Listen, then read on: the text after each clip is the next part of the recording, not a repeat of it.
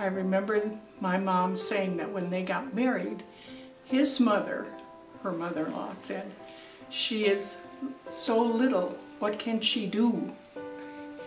And my mom remembered that forever. My mom was about 5 feet 4 inches. My dad was about 5 feet 10. And through their whole life, my mom worked on the side of my dad all the time, all the time. She was always there for him. And I'll say a little bit about my mom. She graduated from a county school, and she tells us that she was valedictorian of the county. So my dad really respected her. My parents got along extremely well. I'm trying to remember if I ever heard them raise their voice. They had discussions, but their decisions were made together rather than independently. So to me, a relationship works better if you make the decisions together. My mom was more, I think she was willing to take more risks than my dad was.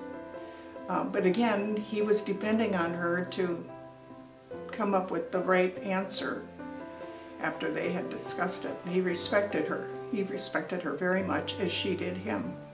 They had a very good marriage.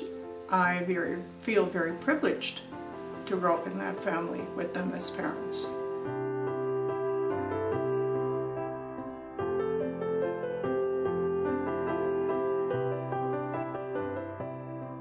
Dad was very proud of that car. My conception of my parents was that we were poor financially. Certainly not with respect to caring, love, values, all those things. But so this was unusual for them to have a car before 1930. They were very forgiving. They expected us to have good values. I can remember them saying, when you walk down the street in Reedsville, you say hello to everyone that you meet, no matter what their age. And that stuck with me. They respected people. They were strict when they needed to be. They expected a lot. If we did something, there were always consequences, always, so that you knew you better do what was right or you'd hear about it later. They were very caring, loving, very concerned about all of us, very hardworking, very hardworking. If there was work to be done outside, and there usually was, the things inside could wait. My mom would go outside. All of us children were expected to go out also and do whatever needed to be done. So am I more like my mom or my dad? I do like to be outside, so that was my dad.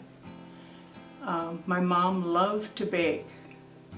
Every Saturday was baking day. She would start her dough at 5 in the morning and go out to milk. We'd all go out to milk. She'd call us, 5 o'clock, time to get up. So we'd have to get up and go out and help.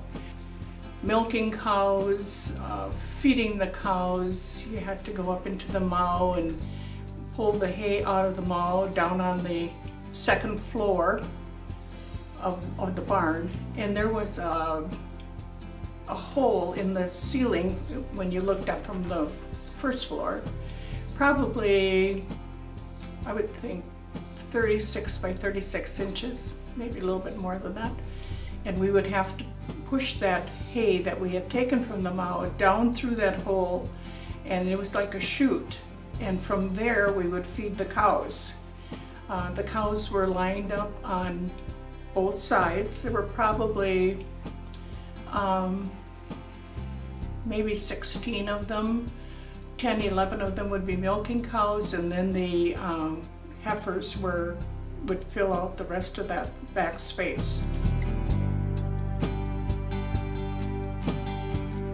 There was more work that we needed to do in the barn.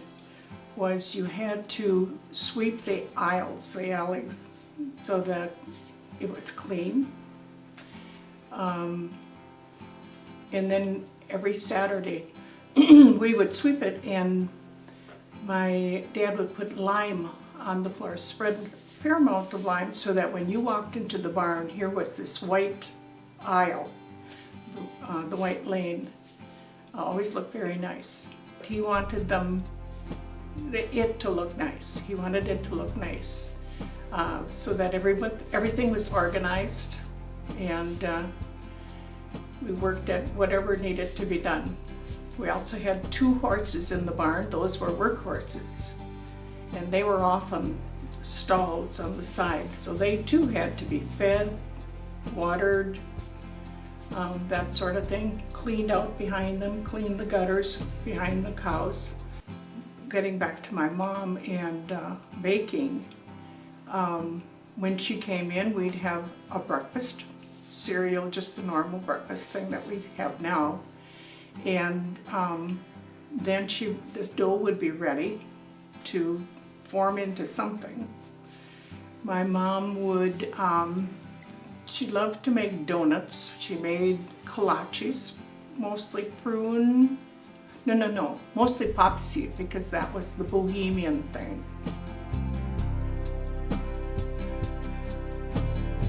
We grew our own poppy seed. I remember in the summertime, there was a 4th of July picnic at Horns Park in Brillion. And all our friends went in the afternoon and evening, spent the whole time there. And of course, this was during harvest season, when there was a lot of field work to be done. And we always wanted to go spend time with our friends, because that's where they were. And they told us, you have to do your work first and then play. And we would say to them, but if we work first, we're going to be too tired to play. And they say, you're never too tired to play. So let's get this done so we can go. My parents set a very good example for me. When I hear the stories from other people, I appreciate them more and more. So I said that I felt financially we were poor. We were so rich, so very rich in so many other qualities that really count in the world. Kind to neighbors, say hello to people on the street when you meet them.